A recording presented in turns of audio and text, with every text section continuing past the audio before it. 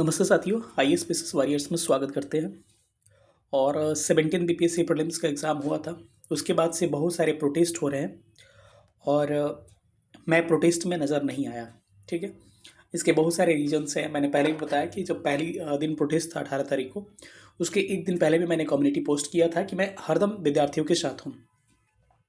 लेकिन मैं खुद मेरे फादर की तबीयत उतनी ठीक नहीं है। उनको सिवान पटना में हम लगे हुए हैं और इसमें बिजी हैं। आप देख भी पा रहे होंगे कि पिछले 3 दिन से मेरा कोई वीडियोस नहीं आया था। आज टीआरई पे एक किसी तरह मैंने वीडियो बनाया था और इस पे भी बच्चे बोल रहे थे कि सर ठीक है, प्रोटेस्ट हो रहा है, मैं इस चीज़ को सपोर्ट करता हूँ और आप पता कर लीजिएगा कोई भी इंस्टीट्यूट, कोई भी संस्थान वहाँ पे होगा, मैं डायरेक्ट इनडायरेक्ट वे में किसी न किसी तरह, चाहे जिस तरह से हेल्प हो सके मेरे से फाइनेंशियली, चाहे जैसे भी मैंने किया है और करवाया भी है। ठीक है, तो ऐसा नहीं है कि मैं विद्यार्थियों के साथ नहीं हूँ, बिल्कुल साथ हूँ। लेकिन कुछ लोग ऐसे होते हैं जो पढ़ने वाले होते ही नहीं है, केवल उनको मतलब इसी से रहता है कि किसी को काम बिल्कुल नहीं करने देंगे, तो मैं उनके साथ नहीं हूँ। ठीक है, विद्यार्थियों को प्रोटेस्ट है, विद्यार्थियों के साथ हूँ मैं और हरदम आपके हर आवाज़ को मैंने उठाया है। 6 दिसंबर वाले प्रोटेस्ट में भी आपने देखा होगा कि वहाँ पे जाके हम लोग कितने देर रहे थे। और अभी भी मैं जब भी टाइम मिलता है मैं ज़रूर धरना स्थल पे गर्दनी भाग जाऊँगा और वहाँ पे जो चीज़ें हैं मैं सब चीज़ को देख के आऊँगा और वहाँ पे रहूँगा कुछ देर। ठीक है, लेकिन थोड़ा सा समय का मेरा दिक्कत है, अभी मैं नहीं कर पा रहा हूँ। अगर आप मेरे से पूछिएगा कि आपसे प्रोटेस्ट ज़्यादा इंपॉर्टेंट है कि आपके गार्जियन ज़्यादा इंपॉर्टेंट है, तो मेरे लिए मेरे गार्जियन ज़्यादा इंपॉर्टेंट है। मैं किसी भी चीज़ को घुमा फिरा के नहीं बताता हूँ और मेरे एग्ज़ाम पर्सनली मेरे एग्ज़ाम से भी ज़्यादा इंपॉर्टेंट मेरे गार्जियन है, तो मैं उनको प्रेफरेंस दूंगा ऐसी परिस्थितियों में। ठीक है, तो मैं बार बार कहता हूँ कि मैं सच बोलता हूँ। शायद ये इसीलिए किसी को बात ये कड़वी भी लग सकती है, लेकिन जो सच है मैं सच की बात करता हूँ। देखिए, अब जो है बीपीएससी की तरफ से जो इंटरनल इन्फॉर्मेशन है उसके हिसाब से 4 तारीख को ये लेने वाले हैं बापू परीक्षा परिसर का आपका प्रीलिम्स लेने वाले हैं। और मेंस का जो पहले ये लोग कह रहे थे कि प्रीलिम्स का रिजल्ट कह रहे थे, तो पहले मिड में होने वाला था बापू परीक्षा परिसर का रिजल्ट, मतलब एग्ज़ाम। तो उसके हिसाब से कहा गया था कि जनवरी लास्ट तक आपका रिजल्ट आने की पॉसिबिलिटी है। लेकिन अब ऐसा कहा जा रहा है कि रिजल्ट जो है आपको काफ़ी जल्दी आएगा। मैं उस पर डिस्कस कर लेता हूँ और मेंस का डेट भी ये लोग पहले से क्लियर रखे हैं। तो मैं कह रहा हूँ कि ठीक है, आप प्रोटेस्ट करिए, बिल्कुल प्रोटेस्ट में लगे रहिए। जो नहीं सक्षम है जाने में, वो लोग घर से सपोर्ट करिए, जैसे भी करना है करिए। लेकिन हाँ, ये 10 मिनट का वीडियो है, आप कहीं से भी देख सकते हैं इसको, क्योंकि मैं बस आपको एकदम बेसिक से लेके चलना चाह रहा हूँ। आपका प्रीलिम्स कैंसिल भी हो जा रहा है और मुझे लग रहा है कि पॉसिबिलिटी भी 50-50 लग रहा है कि पॉजिटिव रिजल्ट जा सकता है। ठीक है, लेकिन अभी मैं इस पर कुछ कंफर्म नहीं कर पाऊंगा। अब देखिए आगे क्या होता है। तो मैं 3 दिन तक कुछ बोला भी नहीं, क्योंकि मुझे लग रहा था प्रोटेस्ट है, चलने दीजिए, मैं भी बिजी था। लेकिन अब लग रहा है कि कुछ ना कुछ काम करना चाहिए, क्योंकि जो लोग बच्चे पढ़ने वाले हैं और जिनका लग रहा है कि धरना स्थल पर भी हैं, तो उनको पढ़ाई के साथ लड़ाई के साथ साथ पढ़ाई भी करना होगा।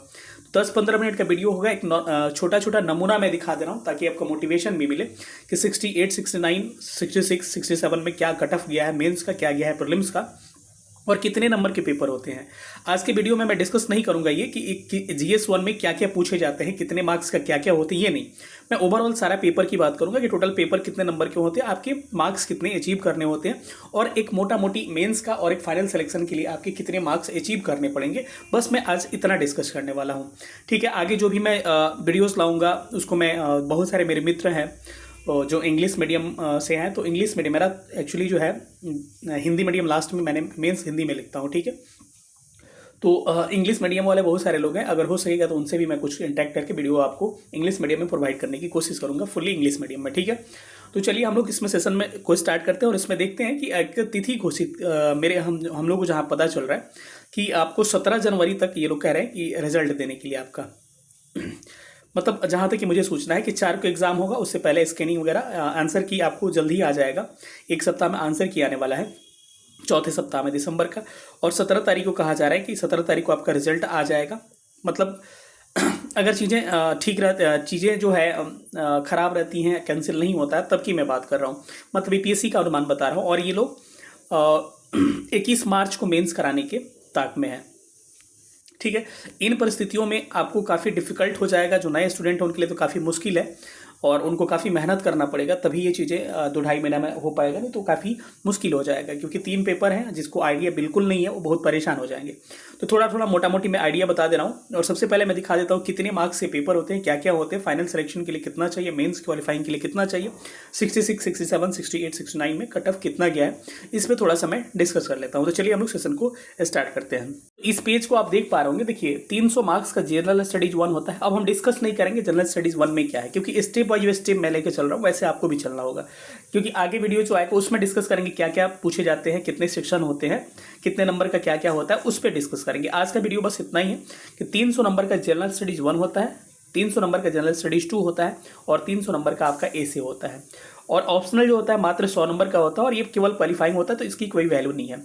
तो इसको कैलकुलेट करिए, टोटल हो गया आपके 900 नंबर हो गए। और 900 के बाद से आपका इंटरव्यू होता है कितना नंबर का, 120 नंबर का, यानी कि टोटल जो पेपर होते हैं आपका 1020 नंबर का होता है। ठीक है, अब इन 1020 में से आपको फाइनल सिलेक्शन के लिए नंबर कितना चाहिए, लगभग आपका 550। अगर ईवार कैटेगरीज है तो 550 से 60 मैक्सिमम की बात कर रहे हैं, अभी तक 50-52 तक मैक्सिमम गया है, और मैक्सिमम 60 मान सकते हैं कि 560 के करीब में नंबर चाहिए। यानी कुल मिला जुला के हम कह सकते हैं ना 50% नंबर लाइएगा ना तो आपका सिलेक्शन हो जाएगा। लगभग 55% के आसपास मान सकते हैं, 55% के आसपास आप नंबर लाते हैं तो आपका सिलेक्शन जो होगा इंश्योर हो सकता है और आपका रिजल्ट हो जाएगा। ठीक है, अब हम देखते हैं इसमें कि अब किन किन चीज़ों से। अब जनरल स्टडीज 1 में हमने बात किया, सबसे पहले मैंने आपका 69 का मैं कट ऑफ यहाँ रखना चाहूँगा ताकि आपको एक आइडिया लग सके। हाल ही फिलहाल में रिजल्ट आया, सबसे नया रिजल्ट यही है। और बाकी अपना कैटेगरी का सब लोग देख लीजिएगा, इधर वाला जो है रिटन मेंस का नंबर है और ये फाइनल सिलेक्शन का नंबर है। अब कई लोग इसमें कंफ्यूज रहते हैं कि क्या सर इंटरव्यू क्वालिफाइंग है, बिल्कुल क्वालिफाइंग है। अगर इंटरव्यू में आपका 40 नंबर भी आते हैं, कोई फेल नहीं करता है इसमें, 35, 40, 40, 50, 60 कुछ भी आता है, अगर मेंस और इसका नंबर जोड़ के आपका जितना कट ऑफ जाता है उतना चला गया तो आपका सिलेक्शन हो जाएगा। डजेंट मैटर कि आपने कितना नंबर अचीव किया है, समझ गए। तो ये सारी चीज़ें हैं। अब इसमें देखिएगा तो ये मेंस का नंबर है और ये फाइनल सिलेक्शन है। तो एक चीज़ अभी तक देखा गया है कि जो ईवार कैटेगरीज हैं उनका अगर मेंस क्वालिफाई हो जाता है तो उनकी पॉसिबिलिटी रहती है मैक्सिमम कि थोड़ा सा इंटरव्यू में अच्छा करेंगे तो उनका रिजल्ट हो जाएगा। फॉर ईवार यहाँ पर देखिएगा 466 गया है और 552 फाइनल गया है, यानी कि 466 मेंस में लाना और फाइनल सिलेक्शन किस पे 452 552 पे। अब इसको घटाइएगा तो टोटल आपको मार्क्स निकल के आएंगे 86 नंबर ये लोग इंटरव्यू में लाए होंगे तो मिल गया होगा। और 86 नंबर एक ठीक ठाक बहुत अच्छा नंबर है इंटरव्यू में और सिलेक्शन हो जाएगा। लेकिन अदर कैटेगरी का देखिएगा, यहाँ पर बीसी का देखिए इक्वल गया है। फाइनल सिलेक्शन में बीसी और अनरिजर्व कैटेगरी का ज़्यादा अंतर नहीं होता, या तो इक्वल हो जाएगा या फिर एक बार तो 63rd में 6-7 नंबर ऊपर चला गया था बीसी का, जनरल से ज़्यादा कट ऑफ चला गया था और 457 गया है। तो जनरल के लिए तो ठीक है, आपको क्वालिफाई करके किसी तरह अगर चाहिए तो इंटरव्यू में बहुत अच्छा करके फाइनल सिलेक्शन ले सकते हैं आप। ठीक है, लेकिन ईबीसी बीसी ये सब कैटेगरी ऐसा है, अब इनके लिए 95 नंबर इंटरव्यू में चाहिए, जो कि इतना आसान नहीं होता है।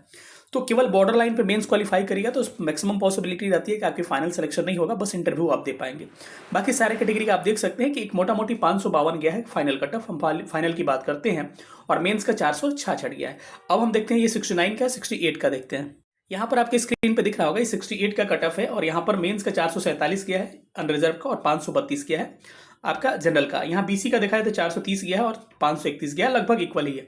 तो यहाँ पर वहाँ पे भी 466 के आसपास मेंस का था, यहाँ 447 और 532, यानी कि एक मोटा मोटी फिगर 550 का चल रहा है फाइनल सिलेक्शन का। और मैं दिखा रहा हूँ यहाँ पे आप देख पा रहे होंगे ये आपका जो कट ऑफ है 67 का कट ऑफ है। यहाँ पर 471 मेंस का गया है और 553 फाइनल गया है। ठीक है, 69 में 552 गया था। बीसी का देखिए 452 मेंस का और फाइनल सिलेक्शन 550 का है। तो यही मोटा मोटी आइडिया 550 का चल रहा है। अब एक 66 का दिखा दे रहा है, ये 66 का कट ऑफ है, शायद ये साफ नहीं दिखेगा लेकिन मैं एक मोटा मोटी बता दूं, 454 जनरल का है और इनका फाइनल सिलेक्शन मेंस के बाद से 537 पे हुआ है। पीसी का 437 है और 537 यानी 100 नंबर यहाँ इंटरव्यू में, इतना आसान नहीं है, काफ़ी डिफिकल्ट है। ठीक है, तो ये चीज़ें हैं। अब आपने मोटा मोटी क्या देखिए, अब मेन पेज पे चलते हैं। तो मोटा मोटी आपने अनुमान देख लिया कि अगर 550 नंबर आपके मेंस में आते हैं, फाइनल में आते हैं, तो आपका सिलेक्शन हो जाएगा। और मेंस की बात किया जाए तो अगर 470-80 के करीब में, 480 मान के चलिए, अगर कोई कैटेगरी नहीं है तो 480 के करीब में आता है तो फाइनल सिलेक्शन होने की पॉसिबिलिटी ज़्यादा होती है। मिनिमम 480-490 तक आपके नंबर आते हैं तो सिलेक्शन होने की अधिक पॉसिबिलिटी है। ठीक है, एक मोटा मोटी आइडिया आपने ले लिया। अब हम बात करें कि एक अच्छा मार्क्स क्या हो सकता है, और इतना टफ नहीं है ये। जनरल स्टडीज 1 में अगर 180 नंबर आप लाते हैं 300 में, इसमें अगर डीआई आप अच्छा कर दिया ना, 72 नंबर का डीआई, कभी कभी 72 में 72 भी आ जाता है, तो और करेंट अच्छा कर दिया तो आपका यहाँ पर ठीक ठाक 180 आसानी से आ जाते हैं। यहाँ पर 193 200 तक भी नंबर आते हैं। तो जनरल स्टडी 1 में अगर 180 का टारगेट रखिएगा तो आपका अपने फाइनल सिलेक्शन के टारगेट को अचीव कर लीजिएगा, क्योंकि मेंस में इतना नंबर ला लीजिए ताकि इंटरव्यू में अगर प्रॉब्लम भी होगा, जैसे मेरे साथ हुआ, मात्र 45 मिला था पिछली बार इंटरव्यू में, तो ये हमको परेशान कर दिया और फाइनल सिलेक्शन मेरा नहीं हो पाया था। जनरल स्टडी 2 का बात देखा जाए तो 150 नंबर है और अभी तक मेरा भी ट्रैक रिकॉर्ड रहा है कि मेरा भी 130 32 35 के करीब में आज तक मेरा भी जनरल स्टडी 2 का रहा है, लेकिन जनरल स्टडी 1 का 170 के करीब में मेरा बार बार रहा है। ठीक है, और उसमें भी मैंने कहीं कि करेंट का कभी प्रश्न छूट जाता है, कभी कुछ टाइम मैनेजमेंट की वजह से, जिसके कारण नहीं तो 190 के करीब में आराम से मेरा भी जनरल स्टडीज 1 में आ जाता। तो यहाँ पर देखा जाए तो जनरल स्टडीज 2 में 150 मैंने जो दिखाया है, एक काफ़ी अच्छा नंबर है, क्योंकि 63वीं 64वीं के बाद से आपको जनरल स्टडी 2 में नंबर उठता ही नहीं है। और अगर 130 के आसपास नंबर आपके आ गए ना तो बहुत ही अच्छा सम्मानजनक स्कोर है। आप टॉपर्स का भी कॉपी पहले का देखिएगा तो 128 130 बहुत ही बढ़िया नंबर होता है जनरल स्टडीज 2 का, लेकिन इस बार 140 45 50 तक ठीक ठाक नंबर आए हुए हैं। और इसमें तो मैंने 200 भी देखा इस बार, एक सपना जैसा मेरे को लगा था। ठीक है, एक स्टूडेंट है जिनका फाइनल सिलेक्शन नहीं हुआ था एसी की वजह से। तो यहाँ पर आपके 150 के आसपास लाते हैं तो एक अच्छा मार्क्स है, क्योंकि मुझे आइडिया है यहाँ क्या अच्छा मार्क्स है, बहुत ही बेहतरीन नंबर है।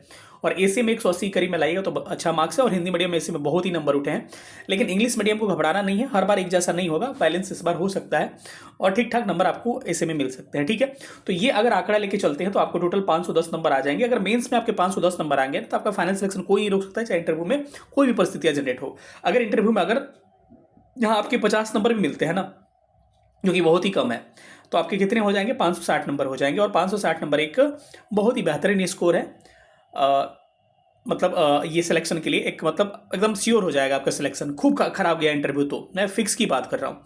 अगर इंटरव्यू में ठीक ठाक नंबर मिल गए, एवरेज मिल जाते हैं, 70 75 एवरेज कहलाता है, तो 580 में आपका ठीक ठाक 200-300 रैंक आ जाएगा, 300 तक रैंक आ जाएगी। इस बार की मैं बात कर रहा हूँ। अगर 510 है और इंटरव्यू में अगर बहुत ही अच्छे नंबर 80-85 तक मिल जाते हैं तो आप हो सकता है कि 600 करीब में जाइएगा तो आप टॉप रैंकर भी बन सकते हैं। ठीक है, तो ये चीज़ें हैं। तो आपको मेंस में एक 500 करीब में नंबर बहुत ही अच्छा नंबर होगा, उसके लिए टारगेट आपको ये रखना पड़ेगा और ये आसानी से आ सकता है अगर आप मेहनत करिएगा तो। कभी कभी किस्मत भी कहीं काम करती है, तो लक, लेबर, चांस तीनों चाहिए बीपीएससी के एग्जाम में। तो ये सारी चीज़ें थी, मैं बस आपको एक तरह से गाइड करने की कोशिश कर रहा हूँ। और बार बार बच्चे कमेंट कर रहे हैं, आप मेरा TRE पे वीडियो पे आपके हर तरह के वीडियो पे कमेंट्स बार बार आए, मेरे को लगा कि एक बार थोड़ा सा एक वीडियो बना देना चाहिए ताकि आपको थोड़ा सा हेल्प मिल सके। ठीक है, मिलेंगे अगले सेशन में, तब तक अपना ख्याल रखिएगा। बहुत बहुत धन्यवाद सेशन देखने के लिए। नीचे टेलीग्राम ग्रुप का लिंक है, आप ज्वाइन कर लीजिएगा। थैंक यू सेशन देखने के लिए। और आगे ऐसे ही मैं सीरियल वाइज वीडियो लाऊंगा। अगला वीडियो जो होगा कितने कितने कितने मार्क्स के पूछे जाते हैं उस तरह से बनाऊंगा। उसके बाद से कैसे स्टार्ट करें आंसर राइटिंग नए लोग, इस पर हम लोग बात करेंगे। लगातार मेंस का वीडियो आता रहेगा। और मैं बार बार कह रहा हूँ, बहुत सारे बच्चे कह रहे हैं पेड बैच के लिए, लेकिन बिल्कुल नहीं, मैं पेड बैच वगैरह कोई नहीं चलाऊंगा। लेकिन आपको इतना मैं करवा दूंगा जैसे मैंने प्रीलिम्स में कराया था कि पेड बैच से ही ज़्यादा आपको कंटेंट मैं इस पर प्रोवाइड करवा दूंगा। ठीक है, बहुत बहुत धन्यवाद। Thank you so much. जय हिंद, शुभ रात्रि।